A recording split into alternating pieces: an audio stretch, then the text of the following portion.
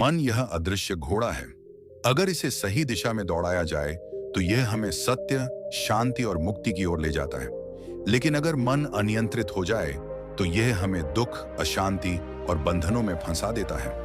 आज की कथा भगवान बुद्ध की शिक्षाओं पर आधारित है और हमें सिखाएगी कैसे अपने मन को साधना है, कैसे भावनाओं पर विजय पाना है और कैसे सच्ची शांति पाना है। बहुत समय पहले राजगृह नगरी के पास एक गांव में एक युवक रहता था। नाम था अर्जुन। अर्जुन तेज तर्रार था, पर उसका स्वभाव बहुत चंचल था।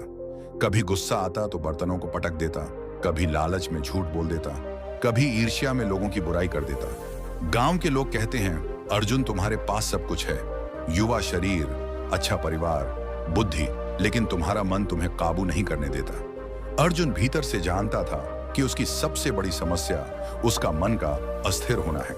एक दिन उसे पता चला कि भगवान बुद्ध पास के विहार में ठहरे हैं। अर्जुन ने ठान लिया, मुझे उनसे मार्गदर्शन लेना ही है। अर्जुन विहार पहुंचा और भगवान बुद्ध के चरणों में सिर झुका दिया। अर्जुन बोला, भगवान, मेरा मन मुझे चैन से जीने नहीं देता।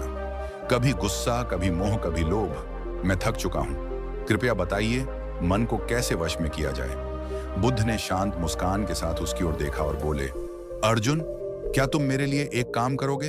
अर्जुन ने कहा, हाँ प्रभु, चाहे कितना भी कठिन हो।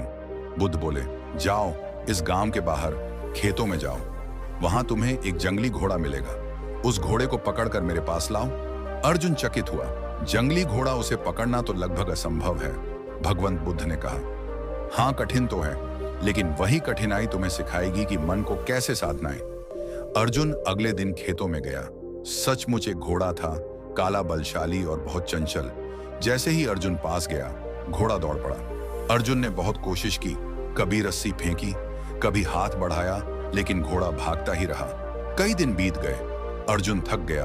वह बुद्ध के पास लौटा और बोला, भगवान, यह असंभव है। घोड़ा बहुत चंचल है, वह किसी के काबू में नहीं आता। बुद्ध मुस्कुराए, अर्जुन, क्या तुम्हें अपने मन की याद नहीं आई? घोड़ा तुम्हारे मन जैसा ही है, जंगली, चंचल और भागने वाला। क्या तुम हार मान लोगे? अर्जुन ने सिर झुका लिया। धैर्य और साधना। अर्जुन वापस गया। इस बार उसने घोड़े को पकड़ने की जल्दी नहीं की। वह दूर बैठकर घोड़े को देखने लगा, उसकी चाल, उसकी आदतें, उसका डर। धीरे धीरे उसने समझा कि घोड़ा अचानक पास आने से डरता है, पर शांत रहने से नजदीक आ जाता है। अर्जुन ने हर दिन घोड़े के पास बैठना शुरू किया। कभी घास रखता, कभी पानी। कुछ हफ्तों बाद घोड़ा उसकी उपस्थिति का आदी हो गया। एक दिन घोड़ा खुद अर्जुन के पास आकर खड़ा हो गया। अर्जुन ने धीरे से उसके गले में रस्सी डाल दी। अब वह घोड़ा शांत था। दोस्तों, मन वो सूक्ष्म सत्ता है जो हमें उठाती भी है और गिराती भी है। यही मन है जो इंसान को साधारण से असाधारण बना देता है, और यही मन है जो किसी को शिखर से नीचे गिराकर बर्बाद कर देता है। कभी आपने गौर किया है कि जब मन शांत और स्थिर होता है तो दुनिया कितनी सुंदर लगती है? साधारण सी चीज भी आनंद देती है।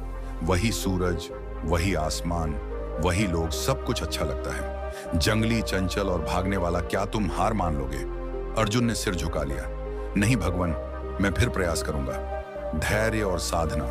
अर्जुन वापस गया। इस बार उसने घोड़े को पकड़ने की जल्दी नहीं की। वह दूर बैठकर घोड़े को देखने लगा, उसकी चाल, उसकी आदतें, उसका डर। धीरे धीरे उसने समझा कि घोड़ा अचानक पास आने से डरता है, पर शांत रहने से नजदीक आ जाता है। अर्जुन ने हर दिन घोड़े के पास बैठना शुरू किया। कभी घास रखता, कभी पानी। कुछ हफ्तों बाद घोड़ा उसकी उपस्थिति का आदी हो गया। एक दिन घोड़ा खुद अर्जुन के पास आकर खड़ा हो गया। अर्जुन ने धीरे से उसके गले में रस्सी डाल दी। अब वह घोड़ा शांत था। दोस्तों, मन वो सूक्ष्म सत्ता है जो हमें उठाती भी है और गिराती भी है। यही मन है जो इंसान को साधारण से असाधारण बना देता है, और यही मन है जो किसी को शिखर से नीचे गिराकर बर्बाद कर देता है। कभी आपने गौर किया है कि जब मन शांत और स्थिर होता है तो दुनिया कितनी सुंदर लगती है? साधारण सी चीज भी आनंद देती है।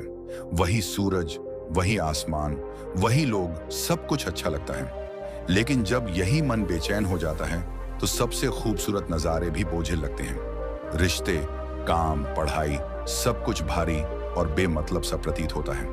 ये मन ही इंसान की असली दिशा तय करता है। अगर मन बिखरा हुआ है तो इंसान चाहे कितनी भी मेहनत करे, उसे सफलता नहीं मिलती।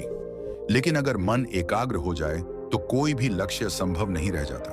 हम अक्सर सोचते हैं कि हमारी असफलताओं का कारण बाहर की परिस्थितियां हैं, किस्मत खराब है, संसाधन कम है, लोग साथ नहीं देते। लेकिन सच्चाई यह है कि इंसान का सबसे बड़ा शत्रु उसका खुद का अनियंत्रित मन है। जैसे घोड़ा अगर बेकाबू हो जाए तो सवार को जमीन पर पटक देता है, वैसे ही अगर मन पर नियंत्रण ना हो तो यह हमें भी बार बार गिरा देता है। यही कारण है कि हजारों साल पहले हमारे आर्षियों, संतों और दार्शनिकों ने कहा, जिसने मन जीत लिया उसने जग जीत लिया। मन की विजय ही असली विजय है। बाहरी जीत अस्थायी है, लेकिन मन पर काबू पाना स्थायी सुख और शांति देता है। गौतम बुद्ध ने भी इसी सत्य को गहराई से समझाया। उन्होंने कहा कि दुख का मूल कारण बाहर नहीं बल्कि हमारे मन के भीतर है। यह मन ही है जो इच्छाओं की जाल में हमें फंसा देता है। हम सोचते हैं कि अगर यह चीज मिल जाए तो मैं खुश हो जाऊंगा, अगर यह लक्ष्य पूरा हो जाए तो जीवन सफल हो जाएगा। लेकिन जैसे ही एक इच्छा पूरी होती है, दूसरी जन्म ले लेती है। यह सिलसिला तभी खत्म नहीं होता। मन हमेशा और चाहता है, और ज्यादा और बड़ा और अच्छा, और इसी ओर की प्यास में इंसान बेचैन बना रहता है। बुद्ध ने सिखाया कि जब तक इंसान अपनी इच्छाओं और आसक्तियों को नियंत्रित नहीं करता, तब तक वह दुख के चक्र से मुक्त नहीं हो सकता। उन्होंने बताया कि मन को साधना ही मुक्ति का मार्ग है। बाहर भागने से शांति नहीं मिलेगी, भीतर देखने से मिलेगी। लेकिन दोस्तों, सवाल यह है कि मन इतना शांत क्यों रहता है? यह कभी शांत क्यों नहीं होता? अगर आप ध्यान दें तो पाएंगे कि मन का स्वभाव ही चंचल है। जैसे हवा हमेशा चलती रहती है, वैसे ही मन हमेशा भागता रहता है। अतीत की यादों में, भविष्य की कल्पनाओं में। यह तभी वर्तमान में टिकता ही नहीं। इसी वजह से हम ना तो बीते हुए कल से मुक्त हो पाते हैं और ना आने वाले कल की चिंता से। मनोविज्ञान भी यही कहता है कि इंसान का मन हर रोज हजारों विचार उत्पन्न करता है। इनमें से ज्यादातर विचार बेकार होते हैं। चिंता, तुलना, भय, असुरक्षा, यही विचार हमारी ऊर्जा को खा जाते हैं। यही कारण है कि इंसान थक जाता है, जबकि शरीर ने उतना काम भी नहीं किया होता। असली थकान शरीर से नहीं, मन से आती है। तर्क शास्त्रियों का मानना है कि मनुष्य तब तक स्वतंत्र नहीं हो सकता जब तक उसका मन स्वतंत्र ना हो। अगर आपकी सोच पर आपका नियंत्रण नहीं है तो आप गुलाम हैं। चाहे दुनिया आपको कितना भी सफल क्यों ना माने, असली स्वतंत्रता तब है जब आप अपनी भावनाओं और इच्छाओं के मालिक हों। जब आप तय करें कि कब गुस्सा करना है और कब शांत रहना है, कब बोलना है और कब चुप रहना है, कब हंसना है और कब गंभीर होना है। अगर यह सब मन अपने हिसाब से कराता है और आप बस कठपुतली बने रहते हैं, तो समझ लीजिए अभी आपने मन पर विजय नहीं पाई है। इतिहास के महान लोग हमेशा यही कहते आए हैं कि सफलता की कुंजी मन पर नियंत्रण में है। चाहे वह कोई योद्धा हो, कोई वैज्ञानिक हो या कोई योगी, सब ने अपने अपने तरीके से मन को साधने की कोशिश की, क्योंकि बिना मन पर अधिकार पाए कोई भी महान काम संभव नहीं।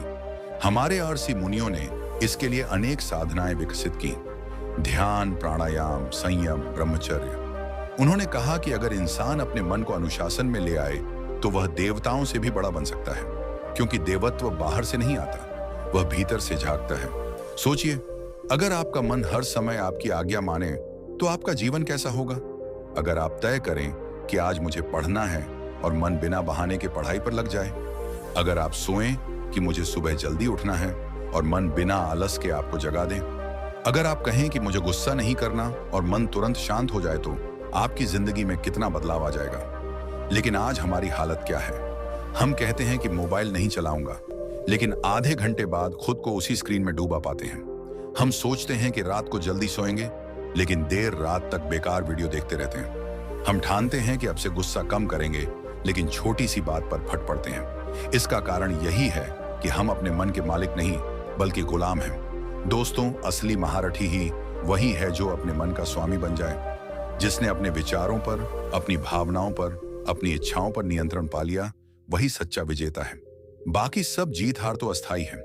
यही कारण है कि ध्यान, मेडिटेशन और आत्म जागरूकता, सेल्फ अवेयरनेस को सबसे बड़ा साधन माना गया है। जब आप शांत बैठते हैं, अपनी सांसों पर ध्यान देते हैं, तो धीरे धीरे मन स्थिर होने लगता है। शुरुआत में यह मुश्किल लगता है क्योंकि मन बार बार भागता है, लेकिन धैर्य और अभ्यास से यह संभव है। और जब मन स्थिर हो जाता है तो जीवन में एक अलग ही स्पष्टता आती है। निर्णय सही होने लगते हैं, रिश्तों में मिठास बढ़ती है, आत्मविश्वास मजबूत होता है। यही वह अवस्था है जहां इंसान वास्तव में स्वतंत्र होता है। दोस्तों, याद रखिए, जिस दिन आपने अपने मन को जीत लिया, उस दिन आपसे बड़ा विजेता कोई नहीं होगा। गौतम बुद्ध ने अपने जीवन से और अपने उपदेशों से यही सिखाया। उन्होंने दिखाया कि जब मन शांत होता है, तब जीवन के सबसे कठिन हालात भी आसान लगते हैं। उन्होंने समझाया कि जब मन स्थिर हो जाता है ... तो इंसान बाहरी सुख दुख से परे उठकर असली आनंद, असली स्वतंत्रता का अनुभव करता है। याद रखो, बाहर की दुनिया को बदलना मुश्किल है। हालात, लोग, परिस्थितियां हमारे बस में नहीं होती, लेकिन मन को बदलना हमारे बस में है। और जब मन बदल जाता है तो हमारी पूरी दुनिया बदल जाती है। आपको एक उदाहरण देता हूं। मान लीजिए कि सुबह आप उठते ही नकारात्मक विचारों में डूब जाते हैं। आज का दिन खराब जाएगा, सब कुछ गलत होगा, तो आपका पूरा दिन उसी हिसाब से बिगड़ता चला जाएगा। लेकिन वही सुबह अगर आप मन को काबू में रखते हुए सकारात्मक सोच से शुरू करते हैं, आज का दिन अच्छा होगा, मैं चुनौतियों से लड़ सकता हूं, चाहे कैसे भी हो, आप उन्हें संभाल लेते हैं। यानी दिन अच्छा या बुरा नहीं होता, बल्कि आपके मन की स्थिति उसे अच्छा या बुरा बना देती है। और यही है बुद्ध का संदेश, मन को साध लो, जीवन अपने आप साध जाएगा। दोस्तों, यह बात समझने वाली है कि मन एक तलवार की तरह है। अगर यह आपके कंट्रोल में है तो आप उससे महान काम कर सकते हो, लेकिन अगर यह आपके कंट्रोल से बाहर है तो यही तलवार आपको घायल कर देगी। मन को नियंत्रित करना जीवन का सबसे बड़ा विज्ञान है। इसलिए दोस्तों, अगला समय जो हम साथ बिताने जा रहे हैं, उसमें ध्यान से सुनिएगा, क्योंकि यह केवल ज्ञान की बातें नहीं होंगी, यह आपके जीवन की दिशा बदलने वाली सच्चाइयां होंगी। यह वे बातें हैं जिन्हें अपनाकर आप अपने भीतर की जंजीरों को तोड़ सकते हैं और अपने असली सामर्थ्य को उजागर जीवन को एक नई ऊंचाई पर ले जा सकते हैं। दोस्तों, अभी तक हमने समझा कि इंसान का असली दुश्मन और असली साथी दोनों ही उसके भीतर छुपे हुए हैं, और उसका नाम है मन। अब सवाल उठता है कि आखिर इस मन को काबू में करना इतना जरूरी क्यों है? क्या वजह है कि बुद्ध जैसे महान आर्षि और संतों ने जीवन भर इसी पर ध्यान दिया? क्या वजह है कि आज भी आधुनिक विज्ञान और मनोविज्ञान, साइकोलॉजी यही कहता है कि अगर आप अपने विचारों को नियंत्रित कर लेंगे तो आप हर स्थिति में सफल हो सकते हैं? देखिए दोस्तों, यह मन ही है जो हमारे विचार पैदा करता है। यही विचार हमारी भावनाओं को जन्म देते हैं, और यही भावनाएं आगे चलकर हमारे कर्मों में बदल जाती हैं। यानी आपकी पूरी जिंदगी, आपके पूरे जीवन की दिशा सिर्फ और सिर्फ इस मन पर निर्भर करती है। अगर मन नियंत्रित है तो विचार सकारात्मक होंगे, विचार सकारात्मक होंगे तो भावनाएं शांत होंगी, भावनाएं शांत होंगी तो आपके कर्म भी सही दिशा में होंगे, और सही कर्म आपको सही परिणाम देंगे। लेकिन यदि मन बेकाबू है तो नकारात्मक विचार उठेंगे। नकारात्मक विचारों से गुस्सा, चिंता, मोह, लालच और ईर्ष्या जैसी भावनाएं पैदा होंगी, और जब भावनाएं ही विषैली होंगी तो कर्म भी गलत होंगे। गलत कर्म का नतीजा दुख, असफलता और पछतावा। आपने देखा होगा, कई बार लोग गुस्से में आकर ऐसे शब्द बोल देते हैं या ऐसे फैसले ले लेते हैं जिनका उन्हें जीवन भर पछतावा होता है। लेकिन वही इंसान अगर उस समय शांत मन से सोचता, थोड़ी देर रुककर मन को स्थिर करता, तो वही गलती कभी ना होती। यानी असली गलती हालात की नहीं थी, असली गलती थी अनियंत्रित मन की। इसलिए दोस्तों, मन को काबू करना केवल जरूरी नहीं बल्कि अनिवार्य है, क्योंकि अनियंत्रित मन का मतलब है दुखों का दरवाजा खोल देना, और नियंत्रित मन का मतलब है शांति, ताकत और आत्मविश्वास का द्वार खोल देना। आपने गौर किया होगा, जब हम तनाव में होते हैं तो छोटी सी बात भी बहुत बड़ी लगती है। कभी कभी एक सामान्य सी समस्या पहाड़ जैसी भारी लगने लगती है, लेकिन जब मन शांत होता है तो वही समस्या बहुत छोटी और आसान लगने लगती है। समस्या वही है, हालात वही हैं, लेकिन फर्क सिर्फ इतना है कि मन की स्थिति बदल गई। यही कारण है कि बुद्ध कहते हैं, मन ही दुख का कारण है और मन ही सुख का कारण है। अर्थात सुखद तक बाहरी चीजों पर निर्भर नहीं करता, बल्कि आपके मन की स्थिति पर निर्भर करता है। अब दोस्तों, यहाँ एक बहुत जरूरी बात समझनी है, मन और दिमाग का फर्क। अक्सर लोग दोनों को एक ही समझ लेते हैं, लेकिन ये दोनों अलग हैं। दिमाग यानी ब्रेन एक वैज्ञानिक मशीन है। ये शरीर का अंग है जो तंत्रिकाओं, कोशिकाओं और विद्युत तरंगों से काम करता है। यह गणना करता है, तार्किक फैसले लेता है, योजनाएं बनाता है। आप इसे एक कंप्यूटर की तरह समझ सकते हैं, लेकिन मन यानी माइंड, ये कुछ अलग है। मन कोई भौतिक अंग नहीं है जिसे आप शरीर में कहीं ढूंढ पाए। मन भावनाओं का घर है, इच्छाओं का स्रोत है, विचारों का कारखाना है। मन हर पल कुछ ना कुछ सोचता रहता है, अच्छा भी, बुरा भी, वास्तविक भी, काल्पनिक भी। अब सोचिए, अगर आपका मन बिखरा हुआ है तो दिमाग भी सही फैसले नहीं ले पाएगा। जैसे कि कोई कंप्यूटर हो जिसमें वायरस भर गए हों। भले ही उसका सिस्टम कितना भी तेज हो, लेकिन अगर वायरस है तो आउटपुट गड़बड़ होगा। ठीक वैसे ही दिमाग कितना भी तेज क्यों ना हो, अगर मन अस्थिर है तो फैसले गलत होंगे। आपने कई बार देखा होगा कि पढ़े लिखे समझदार लोग भी छोटी सी परिस्थिति में गलत कदम उठा लेते हैं। यह उनकी बुद्धिमत्ता की कमी नहीं होती, बल्कि उस समय मन पर नियंत्रण ना होने की वजह से होता है। मन दिमाग को दिशा देता है। अगर मन शांत और केंद्रित है तो दिमाग भी सही दिशा में काम करेगा। लेकिन अगर मन लालच, गुस्से या डर में डूबा है तो दिमाग भी उसी के हिसाब से गलत दिशा में चल पड़ेगा। यानी दिमाग नौका है और मन नाविक है। नौका कितनी भी मजबूत क्यों ना हो, अगर नाविक भ्रमित है तो नौका भटक जाएगी। लेकिन अगर नाविक सटीक और जागरूक है तो तूफान आने पर भी नौका किनारे तक पहुंच जाएगी। अब आप ही सोचिए, असली नियंत्रण किसके हाथ में होना चाहिए, दिमाग के या मन के? स्पष्ट है मन के, क्योंकि मन ही वह शक्ति है जो दिमाग को नियंत्रित करती है। इसलिए दोस्तों, हमें यह बात समझनी होगी कि मन और दिमाग दोनों की भूमिका अलग अलग है। दिमाग सोचता है लेकिन मन निर्णय करवाता है। दिमाग विश्लेषण करता है लेकिन मन दिशा देता है। और अगर मन अस्थिर है तो सबसे बड़ा वैज्ञानिक दिमाग भी गलत राह पर चला जाएगा। यही कारण है कि बुद्ध ने अपने शिष्यों को सबसे पहले मन को साधने की शिक्षा दी, क्योंकि जब मन शांत हो जाता है तो दिमाग अपने आप सही दिशा में काम करने लगता है। और जब दिमाग और मन दोनों संतुलन में होते हैं तभी इंसान महान बनता है। दोस्तों, जरा सोच कर देखिए, आप किसी इम्तिहान की तैयारी कर रहे हो, दिमाग में सारी जानकारी है, आपने सब कुछ पढ़ा है, लेकिन अगर परीक्षा के समय आपका मन डर और चिंता से भर गया तो दिमाग ब्लैंक हो जाएगा, आपको कुछ भी याद नहीं आएगा। यहाँ असफलता का कारण दिमाग की कमी नहीं, बल्कि मन की कमजोरी थी। इसी तरह एक व्यापारी कोई बड़ा सौदा करने जाता है, दिमाग में सारी गणनाएं हैं बिल्कुल, लेकिन मन लालच से भर गया। उस लालच में वह ऐसा सौदा कर बैठता है जो आगे चलकर नुकसानदायक होता है। यहां भी असली गलती दिमाग की नहीं, मन की थी। यानी मन और दिमाग का रिश्ता बहुत गहरा है। अगर मन बिखरा तो दिमाग भी बिखरेगा, अगर मन स्थिर तो दिमाग भी सही निर्णय देगा। और यही कारण है कि हमें सबसे पहले अपने मन को काबू करना सीखना होगा, क्योंकि मन अगर काबू में है तो दिमाग अपने आप काबू में आ जाएगा। और जब दोनों तालमेल में होंगे तो जिंदगी की हर लड़ाई आसान हो जाएगी। दोस्तों, अब तक हमने समझ लिया है कि मन को काबू में करना क्यों आवश्यक है और मन व दिमाग के बीच का फर्क क्या है। अब सबसे महत्वपूर्ण प्रश्न यह है कि आखिर हम इस चंचल मन को वश में कैसे करें। इस सवाल का उत्तर गौतम बुद्ध ने अपने जीवन और शिक्षाओं के माध्यम से दिया। उन्होंने 5 ऐसी अद्भुत विधियां बताई जो हर इंसान को अपने जीवन में अपनानी चाहिए। अगर आप इन्हें धीरे धीरे साध लेते हैं तो न सिर्फ आपका मन शांत होगा, बल्कि पूरी जिंदगी एक नई दिशा में बहने लगेगी। पहली विधि है ब्रह्म मुहूर्त का अभ्यास। बुद्ध कहा करते थे कि सुबह का समय सबसे पवित्र होता है। जैसे ही रात की अंधकार समाप्त होकर सूरज की पहली किरण धरती को छूती है, वैसे ही जीवन में नई ऊर्जा का संचार होता है। जब पूरी दुनिया गहरी नींद में सो रही होती है, तब वातावरण में शांति, सन्नाटा और एक अलग तरह की दिव्यता फैली होती है।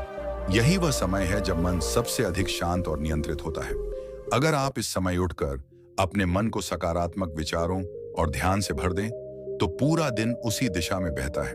सोचिए, अगर सुबह उठते ही आपका पहला विचार शिकायत का हो तो पूरा दिन शिकायतों और दुख में बीतेगा। लेकिन अगर सुबह उठते ही आपका पहला विचार कृतज्ञता का हो तो पूरा दिन आभार और प्रसन्नता से भर जाएगा। बुद्ध ने कहा था, सुबह की पहली सोच ही दिन का भविष्य तय करती रहे। इसीलिए ब्रह्म मुहूर्त का अभ्यास केवल जल्दी उठना नहीं है, बल्कि यह अपने दिन की शुरुआत को एक नई ऊर्जा, एक नई सकारात्मकता देना है। आपने गौर किया होगा कि सफल लोग, महान संत और यहाँ तक कि बड़े बड़े योद्धा भी सुबह जल्दी उठने के अभ्यास को अपनी आदत का हिस्सा बनाते हैं, क्योंकि सुबह का यह समय मन को अनुशासित करता है। अगर आप सुबह के पहले पहर में ध्यान और सकारात्मक पुष्टि, पॉजिटिव अफर्मेशंस करते हैं तो दिन भर की ऊर्जा कई गुना बढ़ जाती है। अब आती है दूसरी विधि, ध्यान। ध्यान यानी मेडिटेशन मन को नियंत्रित करने का सबसे प्रभावी और सबसे शक्तिशाली उपाय है। गौतम बुद्ध स्वयं ध्यान के माध्यम से ही आत्मज्ञान तक पहुंचे थे। उन्होंने आनापानसति ध्यान का मार्ग बताया, जिसमें व्यक्ति केवल अपनी श्वास पर ध्यान केंद्रित करता है। श्वास भीतर जा रही है, श्वास बाहर आ रही है, बस इसे देखते रहो, इसे अनुभव करो। आपको यह साधारण लगता होगा, लेकिन यही साधना मन को बंधन मुक्त कर देती है। जब आप ध्यान करते हैं तो मन धीरे धीरे शांत होने लगता है, जैसे उफती हुई नदी धीरे धीरे शांत झील में बदल जाती है। ध्यान का अभ्यास केवल आध्यात्मिक साधना नहीं है, बल्कि यह मनोवैज्ञानिक और वैज्ञानिक दृष्टि से भी प्रमाणित है कि रोजाना 10 मिनट का ध्यान आपके तनाव और चिंता को 70% तक कम कर सकता है। सोचिए, अगर एक व्यक्ति रोजाना 10 मिनट का ध्यान करता है तो उसके भीतर धैर्य, संतुलन और स्थिरता बढ़ेगी। छोटी छोटी बातें उसे विचलित नहीं करेंगी। उसकी निर्णय लेने की क्षमता मजबूत होगी और यही शक्ति उसे जीवन की हर चुनौती का सामना करने लायक बना देगी। तीसरी विधि है मौन साधना।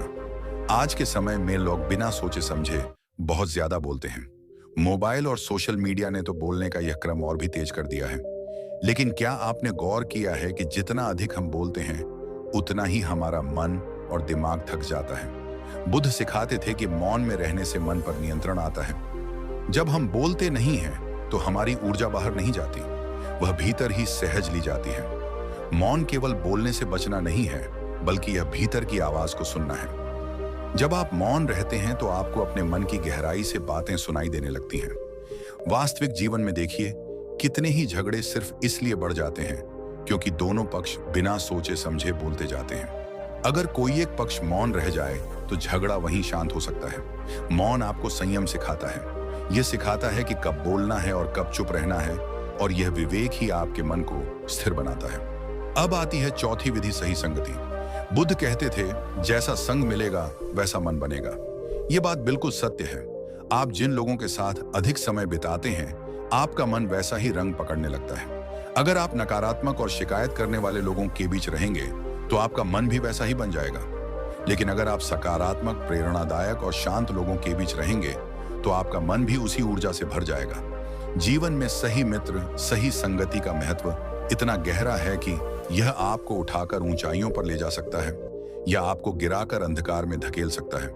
बुद्ध कहते थे कि मित्र वही है जो आपके मन को शांति दे, ना कि अशांति।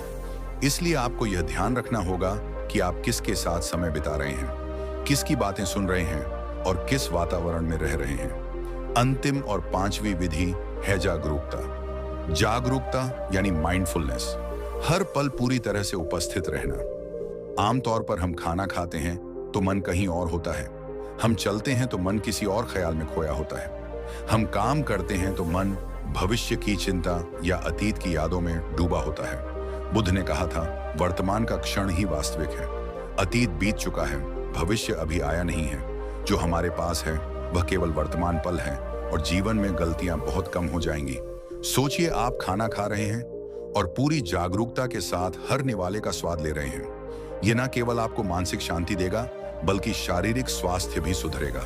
आप काम कर रहे हैं और पूरी एकाग्रता के साथ वही काम कर रहे हैं तो परिणाम 100% बेहतर होंगे। यानी जागरूकता मन को बार बार वर्तमान क्षण में लाने की कला है और यही कला मन को बिखरने से बचाती है। तो दोस्तों, यह है वे 5 अद्भुत विधियां जिन्हें बुद्ध ने सिखाया। ब्रह्म मुहूर्त का अभ्यास, ध्यान, मौन साधना, सही संगति और जागरूकता। ये पांचों विधियां मिलकर मन को काबू करने की संपूर्ण प्रक्रिया बनाती हैं। अगर आप इनका अभ्यास करते हैं तो धीरे धीरे आपका मन बेकाबू घोड़े से बदलकर प्रशिक्षित घोड़ा बन जाएगा, जो आपको जीवन की मंजिल तक पहुंचा देगा। याद रखिए, मन को जीतना ही असली विजय है, और जब आप अपने मन पर विजय पा लेंगे, तब यह संसार की कोई भी शक्ति आपको विचलित नहीं कर पाएगी। दोस्तों, अब सवाल यह उठता है कि जब हम मन को काबू में करने की इन 5 विधियों को अपने जीवन में उतारते हैं, तो असल में जीवन में क्या परिवर्तन आता है? क्या वाकई यह हमें वैसा ही बदल सकता है जैसा गौतम बुद्ध ने कहा था? उत्तर है हाँ। मन के नियंत्रण के बाद जो परिवर्तन आते हैं, वे इतने गहरे और अद्भुत होते हैं कि आप खुद हैरान रह जाएंगे।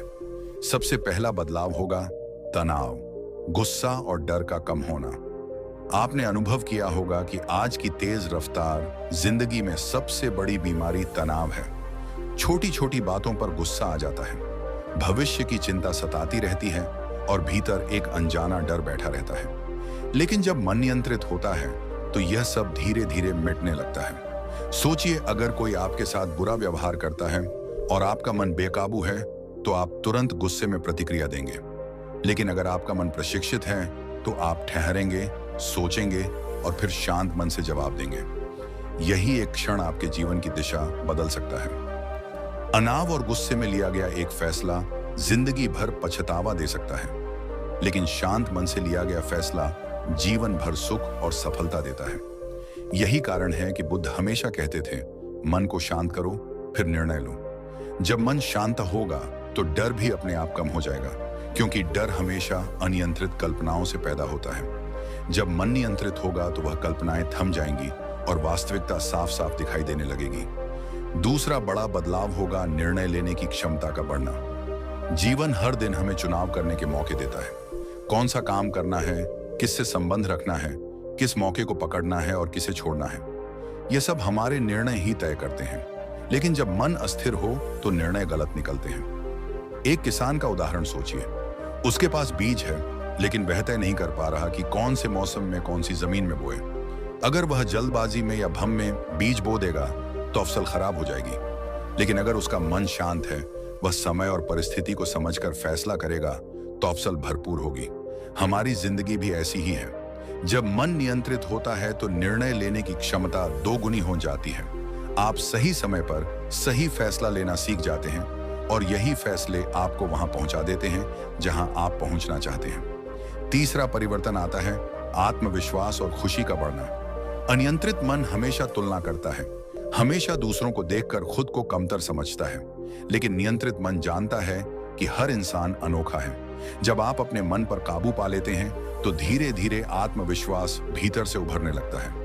आपको यह यकीन हो जाता है कि चाहे हालात कैसे भी हों, आप उन्हें संभाल सकते हैं। यही आत्मविश्वास आपको हर कदम पर सहारा देता है और जब आत्मविश्वास बढ़ता है तो खुशी अपने आप आ जाती है।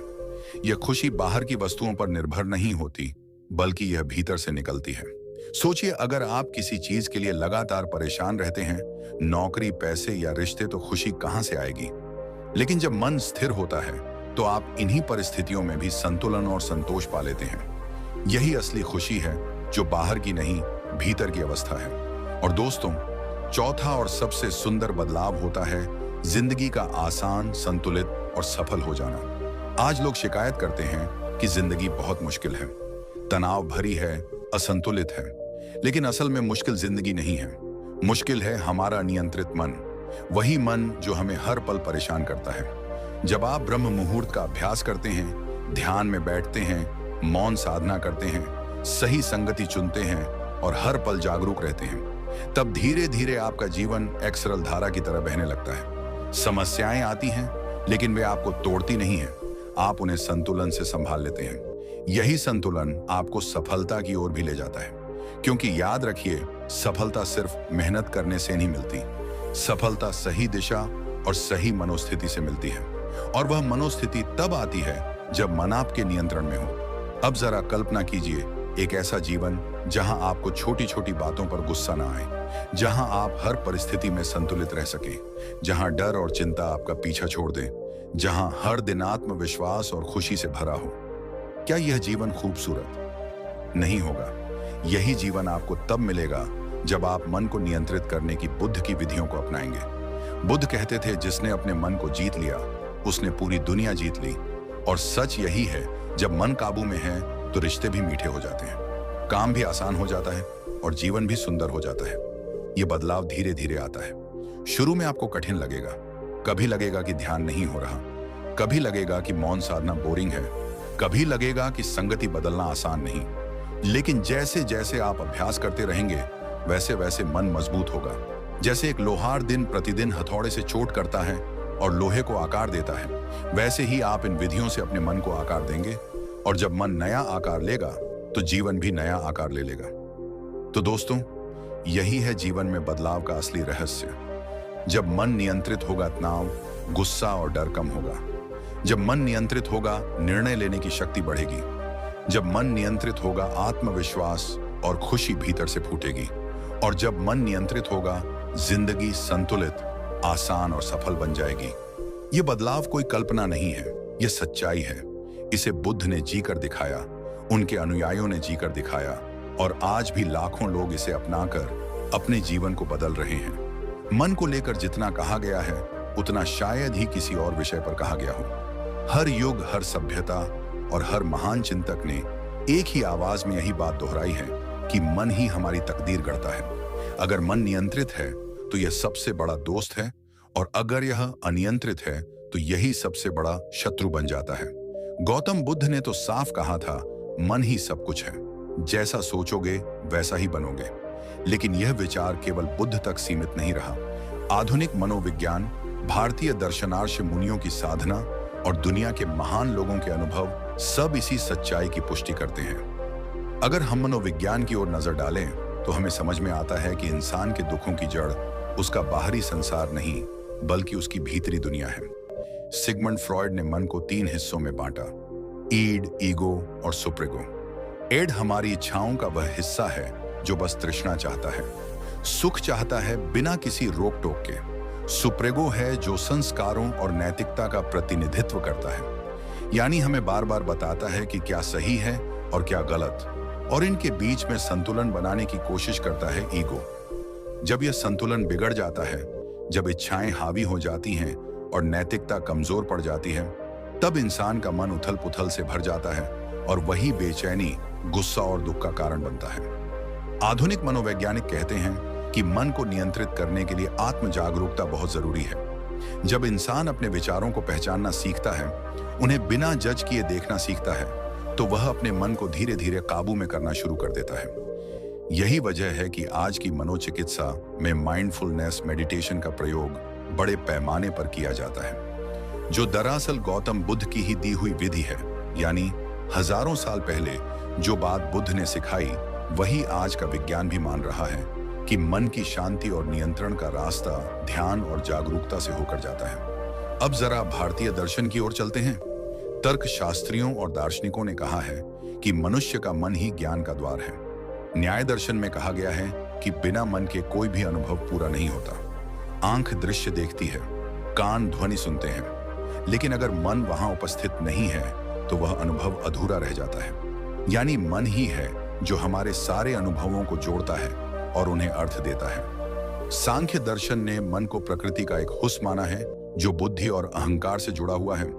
दर्शन का कहना है कि अगर मन स्थिर है तो इंसान सही तर्क कर पाएगा, सही निर्णय ले पाएगा और जीवन में आगे बढ़ पाएगा।